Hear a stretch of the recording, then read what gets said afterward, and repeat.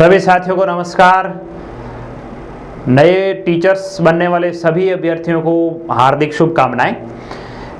हम लोग इस वीडियो में चर्चा करेंगे कि डॉक्यूमेंट्स जो वेरिफिकेशन होने वाले हैं थर्ड ग्रेड भर्ती के लिए, उस डॉक्यूमेंट्स में जो विस्तृत आवेदन फॉर्म भरा जाएगा वो आपको RSSMB की साइट से भरना है। उससे पहले हम लोग चर्चा कर लेते हैं चेकलिस्ट, यानी जो एक चेकलिस्ट गवर्नमेंट द्वारा जारी की गई, वो चेकलिस्ट को आप लोगों को 2 भर्तियों में भरना है। वो चेकलिस्ट आप किस प्रकार से भरेंगे, स्टेप बाय स्टेप हम लोग उसके जितने भी पॉइंट्स हैं, पात्रता और अपात्रता है, उसके बारे में इस वीडियो में चर्चा करेंगे। तो आप लोग डॉक्यूमेंट चेक करवाने जाना चाह रहे हैं तो आप लोग इस वीडियो को पूरा अवश्य देखें, ताकि वहां जाकर के आपको किसी प्रकार की दिक्कत का सामना नहीं करना पड़े। चलिए साथियों, सीधा हम लोग गवर्नमेंट द्वारा जारी आदेश पे चलते हैं। उसमें उन्होंने क्या क्या लिखा है, क्या क्या चाहिए आप लोगों को। ये विस्तृत आवेदन फॉर्म ये दिया हुआ है, चेकलिस्ट, सॉरी, इसको मैं बताना चाहूंगा। ये अध्यापक लेवल प्रथम और लेवल द्वितीय सामान्य और विशेष शिक्षा हेतु स्वयं के द्वारा भरी जाने वाली सूचना जो लागू हो उस पर टिक करें, और जो लागू नहीं हो उसको आप काट सकते हैं। दस्तावेज सत्यापन का जिला, आप लोगों को जिला कैसे मालूम पड़ेगा, जो जिसका होम डिस्ट्रिक्ट है उसी में सभी को जिला, यह आपका होम डिस्ट्रिक्ट रहेगा। होम डिस्ट्रिक्ट और आपकी जो लिस्ट जारी की गई है, सिलेक्टेड अभ्यर्थियों की लिस्ट जारी हुई है, उसमें भी आपके सबसे लास्ट वाले कॉलम में जिला लिखा हुआ आपको उसमें होगा। अभ्यर्थी के रोल नंबर, यहाँ आपको रीट के रोल नंबर नहीं लिखने हैं, थर्ड ग्रेड का जो एग्जाम हुआ था उसके आपको रोल नंबर लिखने हैं। क्षेत्र, अनुसूचित क्षेत्र और गैर अनुसूचित, ये होता है TSP और नॉन TSP। तो जो अभ्यर्थी TSP से हैं, बिलोंग करते हैं, वो अनुसूचित क्षेत्र से होंगे, और बाकी सभी non TSP NTSP, non TSP यानी गैर अनुसूचित क्षेत्र से होंगे। तो आप गैर अनुसूचित से हैं तो इस पे करेंगे। आवेदन क्रमांक, यानी आपका जो थर्ड ग्रेड का आवेदन फॉर्म नंबर है वो लगना है। अभ्यर्थी का नाम आपको यहाँ इंग्लिश के बड़े कैपिटल लेटर में लिखा जाना है। आपको माता का नाम लिखना है। यहाँ पे आप लोग आधार नंबर लिखेंगे। आप किस पद के लिए हैं उसका आप सब्जेक्ट यदि फर्स्ट लेवल से हैं, सामान्य विशेष शिक्षा, उस पर टिक कर देंगे। आप यदि सेकंड लेवल से हैं तो कौन से सब्जेक्ट से हैं उस सब्जेक्ट पे आप यहाँ टिक कर देंगे। सामान्य शिक्षा का, विशेष का है। यदि विशेष शिक्षा का है तो इनमें से किस कैटेगरी का है, आपको पिता का नाम डाल देना है, अपनी डेट ऑफ बर्थ डाल देनी है। वर्ग श्रेणी, आप जिस भी कैटेगरी से बिलोंग करते हैं उस कैटेगरी वाले पे आपको टिक कर देना है, ठीक है। जो आपके लागू नहीं हो उसको छोड़ देना है। लिंग आप महिला या पुरुष जो भी है वो लिख दें। जमा आवेदन शुल्क की राशि, आप लोगों को 100 रुपये का विस्तृत आवेदन फॉर्म जब आप भरेंगे उसमें जो शुल्क लगने वाला है 100 रुपये, तो आप लोगों को यहाँ 100 रुपये आवेदन शुल्क लिखना है, ठीक है साथियों। विस्तृत आवेदन फॉर्म आप लोगों को अपनी SSO ID से रिक्रूटमेंट पोर्टल के माध्यम से भरा जाना है। वो 21 जून से 30 जून के बीच भरा जा रहा है। आप लोग उसको भर लें। उसको भरने की प्रोसेस जानने के लिए हमारे चैनल पे अपलोड दूसरी वीडियो को देखें, उसका लिंक मैं इस वीडियो के डिस्क्रिप्शन में डाल रहा हूँ, वहां से आप लोग देख पाएंगे आराम से। तो आप लोगों को यहाँ शुल्क 100 रुपये लिखना है। अब यह चेकलिस्ट आ गया, इसका भाग प्रथम दस्तावेज प्रमाण पत्र, ये अभ्यर्थी के उपयोगार्थ है, आपको यहाँ तक ही भरना है। इसके आगे वाला जो आप वहाँ चेकअप करवाएंगे, डॉक्यूमेंट चेक करने वाली जो टीम होगी वो आप लोगों के यहाँ जो भी उनको लिखना होगा वो लिखेगी। अब पहला है ऑनलाइन आवेदन पत्र की प्रति, यानी आपने जो थर्ड ग्रेड में वैकेंसी के लिए जो फॉर्म निकले थे उसमें जो फॉर्म भरा था उसको आपको प्रिंट कर लेना है। प्रिंट है आपके पास तो ठीक है, नहीं है तो आप SSO ID पे जाकर के वहां से आप फॉर्म को दोबारा प्रिंट कर सकते हैं, कोई दिक्कत नहीं आएगी। विस्तृत आवेदन पत्र की फॉर्म, ये जिसको स्क्रूटनी फॉर्म बोलते हैं, वो SSO ID के माध्यम से आप लोगों को रिक्रूटमेंट पोर्टल पे भरना है। उसकी आप प्रिंट निकाल लेंगे। ये लगभग 10-11 पेज का प्रिंट निकलता है, बहुत बड़ा फॉर्म होगा। आपने जितना भी शैक्षणिक, प्रशैक्षणिक जो भी आपकी योग्यताएं हैं वो सारी चीजें इसमें अपलोड हो जाएगी। आधार कार्ड की प्रति ने आपको आधार कार्ड की फोटोकॉपी करवानी है। माध्यमिक परीक्षा के अंक तालिका एवं प्रमाण पत्र की प्रति, यहाँ देख लें, एक तो आपको मार्कशीट लगानी है और एक प्रमाण पत्र। यानी पहले क्या होता था, प्रमाण पत्र और मार्कशीटें अलग अलग आती थी। सन लगभग 2011-12 के बाद मार्कशीटें और प्रमाण पत्र दोनों एक साथ ही आ रहे हैं। तो यदि आपके साथ में है तो आपको एक ही लगेगा, कोई दिक्कत नहीं है। उच्च माध्यमिक परीक्षा की अंक तालिका एवं प्रमाण पत्र अलग अलग है तो लगाए, अन्यथा एक ही लग जाएगा। उच्च माध्यमिक परीक्षा के लिए आपके कितने पूर्णांक कितने में से था, प्राप्तांक कितने और आपके परसेंटेज कितने बने, आपको यहाँ लिखना है, ठीक है साथियों। यहाँ ये जो आप लिख रहे हैं, देखिए ये 2 वाला कॉलम है, संलग्नक संख्या, यहाँ जैसे ऑनलाइन आवेदन पत्र की प्रति 1 नंबर पे, विस्तृत आवेदन पत्र की प्रति 2 नंबर पे, आधार कार्ड की प्रति 3 नंबर पे, माध्यमिक परीक्षा अंक तालिका के प्रमाण पत्रों की प्रति 4 नंबर पे। तो आप लोगों को यहाँ संलग्नक संख्या लगानी है और ये क्या लिखना है, संलग्न स्व प्रमाणित हाँ या ना, आपको सभी को खुद सेल्फ अटेस्टेड करना है और यहाँ हाँ लिखना है सभी कॉलम में। आपने यदि सेल्फ अटेस्टेड करके लगाई है तो आप यहाँ लिखेंगे, सारे कॉलम में यस यस करते जाना है आपको। उसके बाद आप लोगों को यहाँ संलग्न संख्या कितनी लगाई है, 1 1 2 2 जो भी है आप यहाँ लिखते जाएं। स्नातक समकक्ष परीक्षा के समस्त वर्षों सेमेस्टर की अंक तालिका तथा उपाधि की प्रति, आपको जो भी आपने स्नातक बीए बीएससी जो भी किया है उसकी आपको मार्कशीट लगानी है। स्नातक समकक्ष परीक्षा के पूर्णांक कितने थे, प्राप्तांक कितने थे, आपके परसेंटेज कितने बने हैं। दस्तावेज प्रमाण पत्र आप देखें, स्नातक परीक्षा में ऐसे विषय आपके कौन कौन सब्जेक्ट कौन कौन से थे वो आप यहाँ 3 लिखेंगे। स्नातकोत्तर यानी आपने यदि एमए वगैरह कर रखा है तो एमए की मार्कशीटें वगैरह आपको लगेगी, वरना कोई दिक्कत नहीं है। यदि आपने स्नातकोत्तर कर रखा है उसके प्राप्तांक पूर्णांक वगैरह डालेंगे। लेवल प्रथम सामान्य विषय पद के लिए आपको डीएलएड या बीएलएड यानी आपने एसटीसी या जो भी पाठ्यक्रम आपने कर रखा है फर्स्ट लेवल के लिए वो पाठ्यक्रम की मार्कशीट आपको यहाँ डालनी है। राजस्थान अध्यापक पात्रता परीक्षा 2021-22 के प्रमाण पत्र की प्रमाणित प्रति यानी रीट, जो रीट हुई थी उसके प्रमाण पत्र जो जारी हुए थे आपने डिस्ट्रिक्ट लेवल से ले लिया होगा, नहीं लिया है तो आप अभी भी डिस्ट्रिक्ट लेवल पे होगा जो आपका एड्रेस दे रखा था वहां जाकर के आप ला सकते हैं। राजस्थान अध्यापक पात्रता परीक्षा उत्तीर्ण लेवल प्रथम लेवल द्वितीय दोनों स्तर में आपने कौन से लेवल का कर रखा है, दोनों लेवल का किया है तो लगाएं।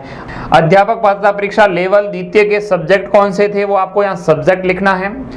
जैसे सामाजिक विज्ञान वाले उनको सामाजिक विज्ञान एसएस लिख देना है और साइंस मैथ वाले थे उनको साइंस मैथ लिख देना है। भाषा प्रथम कौन सी आपने सेलेक्ट की थी, सेकंड भाषा कौन थी और इसमें से आपको ये था या ये वाला था, दोनों में से जो भी आपका सब्जेक्ट था वो आपको सेलेक्ट करना है। अध्यापक लेवल प्रथम सामान्य शिक्षा के पद के लिए डीएलएड कर रखा है आपने, बीएलएड कर रखा है, उसमें प्रवेश की तिथि ये आपको थोड़ा कंफ्यूजन करेगी। आपने किस डेट को एडमिशन लिया, ये यदि आपके पास जो आपने एडमिशन लिया उसका प्रूफ है तब तो ओके, कोई दिक्कत नहीं होने वाली है। और यदि आपके पास इसका प्रूफ नहीं है तो आपने जिस भी कॉलेज से एसटीसी करी है वहां जाकर के आप है वो इसकी सूचना प्राप्त कर सकते हैं। वहां से आप लेटर कॉलेज वालों से रिक्वेस्ट करें तो वो आपको दे देंगे आपने किस डेट को है वो एडमिशन लिया, उसकी प्रवेश की तिथि आपको डालनी होगी, उसका सबूत भी आपको यहाँ डॉक्यूमेंट भी देना होगा। अध्यापक लेवल प्रथम विशेष शिक्षा पद के लिए डीएलएड विशेष शिक्षा आपने किससे करी है उस पर टिक करना है। अध्यापक लेवल प्रथम विशेष शिक्षा वालों ने डीएलएड किया है वो कौन से किया है, उससे एडमिशन डेट क्या रही वो आपको एडमिशन डेट यहाँ भरनी होगी। अध्यापक लेवल द्वितीय सामान्य शिक्षा पद के लिए डीएलएड बीएलएड बीएड एमएड आपने क्या कर रखा है वो यहाँ लिखना है। आपके बीएड या जो भी पाठ्यक्रम आपने किया उसमें प्रवेश की तिथि एडमिशन की डेट आपको लिखनी होगी। तो आप लोग एडमिशन की डेट कहाँ से प्राप्त कर सकते हैं, एक तो आपने जब एडमिशन लिया उस समय यदि आपने लेटर लिया कॉलेज से तो कोई दिक्कत नहीं है, और यदि आपने लेटर नहीं लिया और आपको समस्या है तो आप जाकर के संबंधित कॉलेज में पता करें, वो आपको लेटर दे देंगे। ठीक है साथियों, आगे अपन देखते हैं अध्यापक लेवल द्वितीय विशेष शिक्षा के लिए कौन सा कोर्स कर रखा है आपने, उसमें एडमिशन डेट क्या रही आपकी विशेष शिक्षा के लिए। यदि आपने है तो भारतीय पुनर्वास परिषद यानी आरसीआई द्वारा पंजीयन प्रमाण पत्र आपके पास होना कंपलसरी है। अब आगे आ रहा है मूल निवास प्रमाण पत्र की प्रति, ये डॉक्यूमेंट मूल निवास और ये जो कैटेगरी सर्टिफिकेट है जाति प्रमाण पत्र, ये 26 नंबर और 27 नंबर ये वाला और ये 28 नंबर, ये आप पॉइंट देखें तो इसमें जब विज्ञप्ति जारी हुई तो इस विज्ञप्ति में स्पष्ट लिखा था कि विज्ञप्ति जारी होने की तिथि तक कोई जरूरी नहीं था, आवेदन फॉर्म भरने की अंतिम तिथि, जैसे ही अध्यापक भर्ती परीक्षा के लिए आवेदन फॉर्म भरने की जो अंतिम तिथि थी उस अंतिम तिथि से पहले आपके पास ये कैटेगरी सर्टिफिकेट मूल निवास प्रमाण पत्र यानी जितने भी प्रमाण पत्र है वो योग्यता प्रमाण पत्र सारे हैं वो परीक्षा की अंतिम जो आवेदन फॉर्म की अंतिम तिथि थी उससे पहले के बने हुए होने कंपलसरी है। यानी अब आप क्या करते हैं कि मेरे पास तो पुराना था मैं नया बनवा लेता हूँ, नया वाला नहीं चलेगा, आपको पुराने जब आपने आवेदन फॉर्म भरा उस समय आपके पास जो था वो डॉक्यूमेंट अब वहाँ मांगा जाएगा। यानी मूल निवास प्रमाण पत्र आवेदन की अंतिम तिथि से पूर्व का जो बना हुआ है वो आपको डालना है, और यदि फिलहाल नहीं है आपके पास तो आप उसको नया बनवा सकते हैं। मूल निवास का इतना इश्यू नहीं रहेगा, लेकिन विज्ञप्ति में स्पष्टता लिखा हुआ था, ये इस डॉक्यूमेंट्स जांच के लिए जो दिशा निर्देश जारी किए गया है उसमें भी स्पष्ट लिखा हुआ है कि आपको विज्ञप्ति के अनुसार ही कार्रवाई करनी है। तो विज्ञप्ति में क्या लिखा गया था? विज्ञप्ति में लिखा गया है कि आवेदन फॉर्म भरने की अंतिम तिथि से पूर्व आप उस कैटेगरी के संबंधित प्रमाण पत्र देंगे तो ही आप उसके लिए योग्य होंगे, अन्यथा नहीं। अब अनुसूचित क्षेत्र यानी जो टीएसपी के हैं उनके लिए आप लोगों को, आवेदकों के लिए ही ये मूल निवास प्रमाण पत्र टीएसपी से जारी हुआ होना जरूरी है। आर्थिक रूप से कमजोर वर्ग के अभ्यर्थियों को नियमानुसार सक्षम प्राधिकारी द्वारा निर्धारित प्रपत्र में जारी इनकम एसेस सर्टिफिकेट यानी आपको ईडब्ल्यूएस सर्टिफिकेट देना है। ईडब्ल्यूएस सर्टिफिकेट आपका कब का बना हुआ होना चाहिए? आवेदन फॉर्म भरा उसकी अंतिम तिथि से पूर्व का, और फिलहाल भी आपकी वही है आय, अभी भी आप ईडब्ल्यूएस कैटेगरी में आते हैं तो आपको नया ईडब्ल्यूएस भी बनवाना होगा और आय प्रमाण पत्र भी बनवाना होगा, आपकी 8 लाख से ज्यादा आय नहीं हो। जाति प्रमाण पत्र अन्य पिछड़ा वर्ग, अति पिछड़ा वर्ग, अनुसूचित जाति, अनुसूचित जनजाति, शहरी आदि अन्य पिछड़ा वर्ग, अति पिछड़ा वर्ग के लिए वेद अवधि का प्रमाण पत्र हो। ये वेद अवधि यहाँ एक और देख लें, यदि आवेदन फॉर्म भरा उससे पहले का है तब तो कोई दिक्कत नहीं है, लेकिन उससे भी बहुत ज्यादा पुराना है कि मेरे पास 7 साल पहले का बना हुआ है, केवल ये ओबीसी और एसबीसी जो 2 कैटेगरी है उनके लिए ही ये टाइम फ्रेम वाला मामला है, और ईडब्ल्यूएस के लिए जो एससी और एसटी कैटेगरी के हैं उनके लिए जाति प्रमाण पत्र यदि एक बार बना हुआ है, चाहे आज से 10 साल पहले का है, तो भी वो वैलिड है, कोई दिक्कत नहीं आने वाली है। लेकिन यदि आप ओबीसी और एसबीसी कैटेगरी से बिलोंग करते हैं या एमबीसी कैटेगरी से बिलोंग करते हैं तो आप लोगों को है वो नया बनवाना जरूरी था। कब? जब आपने फॉर्म भरा उससे पहले। हम लोग इसके बारे में भी एक वीडियो बना के डिस्कस कर चुके हैं, आप लोगों को पहले भी आगाह किया गया था कि आप लोगों को आवेदन फॉर्म भरने की अंतिम तिथि से पूर्व जारी करवा लेना चाहिए प्रमाण पत्र, ताकि आगे आपको भविष्य में दिक्कत नहीं हो। अभी जो पीटीआई की वैकेंसी निकली थी, RSSMB बोर्ड द्वारा निकाली गई, उसके डॉक्यूमेंट चेक किए गए, लगभग 1000 के आसपास अभ्यर्थियों के यही ऑब्जेक्शन आया है कि आपके प्रमाण पत्र पुराना नहीं है, यानी उस समय का प्रमाण पत्र नहीं है जिस समय ये वैकेंसी निकली थी। ठीक है, अब गवर्नमेंट ने एक आदेश भी जारी किया है कि यदि आपके आवेदन फॉर्म भरा उस समय का आपके पास प्रमाण पत्र नहीं है, यानी आपने उस समय नहीं बनवाया है, बाई मिस्टेक भूल गए, तो आप लोगों को एक बार छूट दी जा रही है, आपको एक शपथ पत्र देना होगा कि मैं उस समय भी इसी कैटेगरी से बिलोंग करता था और अभी भी उसी कैटेगरी से बिलोंग करता हूं, ये एक आपको प्रमाण पत्र देना होगा, तभी जाकर के आप लोगों को ये डॉक्यूमेंट वेरिफिकेशन में शामिल किया जाएगा। आरक्षित वर्ग के अभ्यर्थियों के पास आवेदन की अंतिम तिथि के पश्चात का जाति प्रमाण पत्र होने पर कार्मिक विभाग के परिपत्र दिनांक 17/10/2022 के अनुसार शपथ पत्र, ये देखिए आ गया ना, यहाँ अभ्यर्थी के पास अंतिम तिथि के पश्चात यदि जाति प्रमाण पत्र आपने जारी करवाया है तो उसके लिए एक परिपत्र जारी किया गया, उसमें आपको शपथ पत्र देना होगा। आरक्षित वर्ग के सभी अभ्यर्थियों महिला तथा पुरुष को इस आशय की स्व घोषणा की ये स्वयं तथा उनके पूर्वज राजस्थान राज्य के मूल निवासी, वो घोषणा इसी में आगे दी हुई मैं आपको दिखा दूंगा। विधवा की स्थिति में स्वयं की स्व घोषणा एवं पति का मृत्यु प्रमाण पत्र देना होगा। पति के से लिंक दस्तावेज, साक्ष्य की प्रति एवं पुनर्विवाह नहीं करने का संबंधित घोषणा पत्र भी आपको देना होगा। विवाह विच्छेद या परित्यक्ता तलाकशुदा होने की सक्षम स्तर से जारी विवाह विच्छेद की डिग्री का प्रमाणित प्रति व पुनर्विवाह नहीं करने संबंधी स्व घोषणा पत्र भी आपको देना होगा। संतान संबंधी घोषणा पत्र, ये सारी चीजें इसमें है, आपको बता दूंगा। विवाहित होने पर दहेज नहीं लेने संबंधी स्व घोषणा पत्र, भूतपूर्व सैनिक हैं तो उससे संबंधित जारी प्रमाण पत्र, उत्कर्ष खिलाड़ी होने पर आपको सक्षम स्तर से जारी खेल प्रमाण पत्र देना होगा। दिव्यांग श्रेणी होने पर आपके पास निःशक्तता का प्रमाण पत्र होना जरूरी है। आपराधिक प्रकरण न होने का स्व घोषणा पत्र तथा आपराधिक प्रकरण न होने पर FIR माननीय न्यायालय के आदेश की स्व घोषणा पत्र। राजकीय सेवा उपक्रम में कार्यरत होने पर नियुक्त अधिकारी द्वारा जारी अनापत्ति प्रमाण पत्र यानी NOC आपको देनी होगी। आवेदन में 2.5 लाख रुपए से कम आय की सूचना भरी है। जब आपने आवेदन फॉर्म भरा उस समय एक आया था सबसे लास्ट वाला ऑप्शन, क्या आपकी पारिवारिक आय 2.5 लाख से कम है?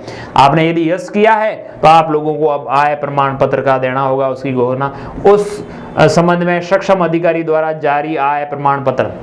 दो आपको गजेटेड ऑफिसर से उस आय प्रमाण पत्र को प्रमाणित करवाना है। 2-3 पेज का प्रमाण पत्र है, वो मैं दिखा दूंगा इसी के साथ, इसी पीडीएफ में। ये पीडीएफ मैं डिस्क्रिप्शन में डाल रहा हूँ, वहां से आप डाउनलोड कर पाएंगे। शैक्षणिक एवं प्रशैक्षणिक योग्यता के संबंध में स्व घोषणा पत्र, अभ्यर्थी के अंतिम शिक्षण संस्थान द्वारा प्रदत्त चरित्र प्रमाण पत्र, यानी आपने जहां से भी अंतिम स्टडी की है, जैसे एसटीसी, बीएड या जो भी एमए किया है, वहां से आपको करेक्टर सर्टिफिकेट, अंतिम जो भी आपकी शैक्षणिक योग्यता है, प्रशैक्षणिक योग्यता है, वहां से करेक्टर सर्टिफिकेट लाना होगा, वो आपको देना होगा। कुल योग, कुल कितने दस्तावेज आपने डाले हैं वो सारे यहाँ लिख देने हैं। ये 3 कॉलम जो जांच दल होगा उनके लिए काम आने वाला है। समस्त दस्तावेज उक्त क्रमानुसार चेकलिस्ट के साथ संलग्न करें। जो दस्तावेज लागू नहीं हो उसके आगे कॉलम में लागू नहीं अंकित कर सकते हैं आप स्थान, दिनांक, मोबाइल नंबर लिख दें, अभ्यर्थी के हस्ताक्षर हो जाएंगे, नाम पता हो जाएगा। अब ये स्वयं का सत्यापन, ये देखिए जो घोषणा पत्र बार बार बीच में डिस्कस और कर रहे थे अपन लोग, ये बहुत सारे घोषणा पत्र है, आप लोगों को इनको सबको भरना है। यह दस्तावेज सत्यापन जांच दल की टिप्पणी रहेगी, आप लोग नाम और पिता का नाम ये भर के छोड़ दें, बाकी वो अपने आप भरेंगे, आपको नहीं भरना है। ये स्वयं घोषणा पत्र, ये प्रारूप आ गए हैं, आपको सादे कागज पे है, किसी को स्टाम्प पे देने की कोई आवश्यकता नहीं है। आज से पहले स्टाम्प पे देने पड़ते थे, उनको नोटरी करवाना पड़ता था। ये स्वयं की घोषणा पत्र है, इसमें किसी को कोई नोटरी करवाने की आवश्यकता नहीं है, किसी भी गजेटेड ऑफिसर की साइन करवाने की आवश्यकता नहीं है। आप लोग इसको भर ले में अच्छी तरह से, इसमें क्या क्या पूछा गया वो सारी चीजें आप लोगों को, संतान वाली जो चीजें हैं वो सारी आपको इसमें भरनी है, और नीचे घोषणा पत्र देना है। आप यदि विभागों में रहे हैं, भूतपूर्व सैनिक है तो उनके लिए अलग से घोषणा पत्र, ये दहेज नहीं लेने संबंधी घोषणा पत्र, ये कितने सारे अलग अलग घोषणा पत्र है, आप लोग देख लें। जो भी आपसे संबंधित हैं उन घोषणा पत्र को आप लोगों को छापना है और अपना हस्ताक्षर कर देना है, स्वयं का सत्यापन करना है कि मैंने जो लिखा है वो एकदम सही है। अब ये निदेशक द्वारा आदेश जारी किया गया था, इसके बारे में सारा कुछ दिया गया है, ये अपन वापस डिस्कस कर चुके हैं। ये उनके लिए हैं, ऑफिस के लिए हैं कि आपको किस प्रकार से आगे सूचना भेजनी करनी, वो सारा कुछ है इसमें। ठीक है साथियों, हम लोग एक बार इसको पूरा देख लेते हैं, इसमें आगे अपने काम की कोई चीज़ हो तो हम लोग उस पर डिस्कस कर लेते हैं। ये केवल ऑफिशियल काम के लिए दस्तावेज थे। प्रभारी हस्ताक्षर सदस्य